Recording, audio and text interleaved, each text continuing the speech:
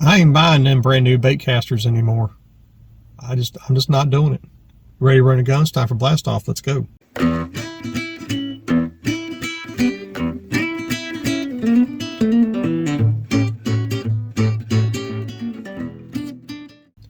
Hey guys, Todd here with you. Welcome back to Bassin 101. Truck Talk Wisdom, which means bupkis.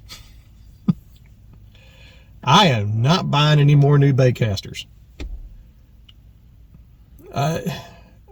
One, I've got plenty of older ones and everything else. I really don't need to go buy a new one. But some of the newer ones I've got is the Daiwa CA 80s. And I like them. They're nice reels. And they're built pretty strong too, aluminum frames and everything else. But you pop one open, there's still some plastic parts inside of there. And the sad part is, if you pop open, say, a $400 or $500 reel, you're going to find the same plastic parts in them. Or even Teflon. And me personally, that ain't right. If you go spend, let's say, up to $100, $150 for a reel, that sucker better have some brass and stainless steel parts in that thing. All the way through. I mean, and I've already had one CA80 die on me. The actual main drive, I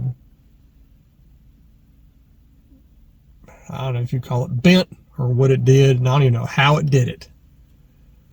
But that cranking arm, you go to crank it, it just goes, it just kind of waddles as you do it. It's like, how in the world did it do that?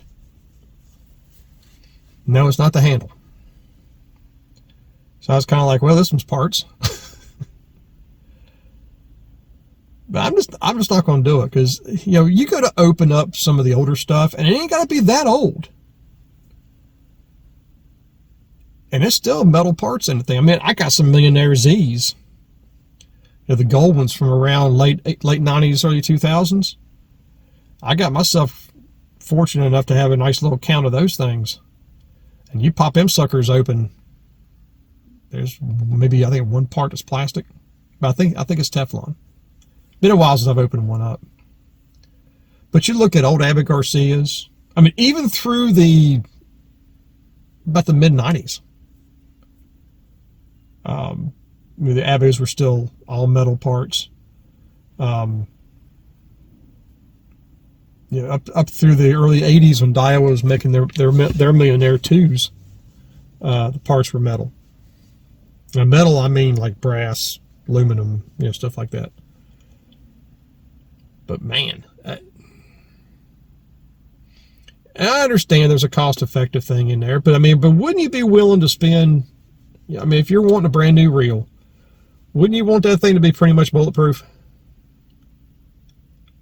I mean, we're talking aluminum frame, aluminum side plate. You could have a carbon palm plate. That's fine, because all that does is control the magnet disc and hold the spool in. That's really all that's for. And carbon is actually a good material for a palm plate. I would not use it for a frame. Sorry, Daiwa. I've had some Daiwa reels that had the carbon frames on them, and they don't hold up. Not only that, but they're also not the smoothest reels that you can cast either. There's just something about that aluminum frame, or even magnesium, which, woo, you're going to pay for them reels. But some of them still have plastic parts in them. It's a shame. Plastic can always crack. And don't think I'm dogging the new reels like that either. I mean, I have read mixed reviews on some of the old Ryobi AD 4000s and 5000s, which I've got quite a few of. Those are on my lightning rods. And the turn gear in the worm gear, anytime you find one, it's either going to be brass or it's going to be some kind of metal. The ones in the Ryobis are plastic. And we're talking 1982, 83, 84. Just before they came out with the magnets. The Mag 4s and the Mag 3s and Mag 3. Oh gosh. That was That was a fart in church. But, you know, I've got so many old reels that work awesome. I just don't need to buy any new ones. I really don't. Granted, they're smaller, they're lighter, they fit more comfortable in your hand, but you can't use those reels on some of the older pistol grips. It doesn't fit right and it doesn't feel right. You're better off with the standard mount reel seat.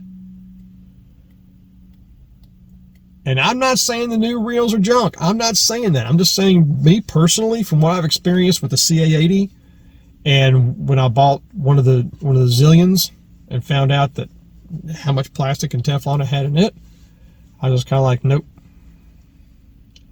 Just because I've just had experiences over the years that, you know, I've been fortunate. Not many reels I've ever owned have just died on me. I can count on one hand how many reels have done that. But actually, on a couple of fingers, I can probably count how many have done that, because I baby my stuff. I'll work on it. But here's how I look at it. I look at it from a mechanic's point of view. You got the older reels, which are the Model T Fords, and then you got the new reels, which are your Maseratis and Lamborghinis.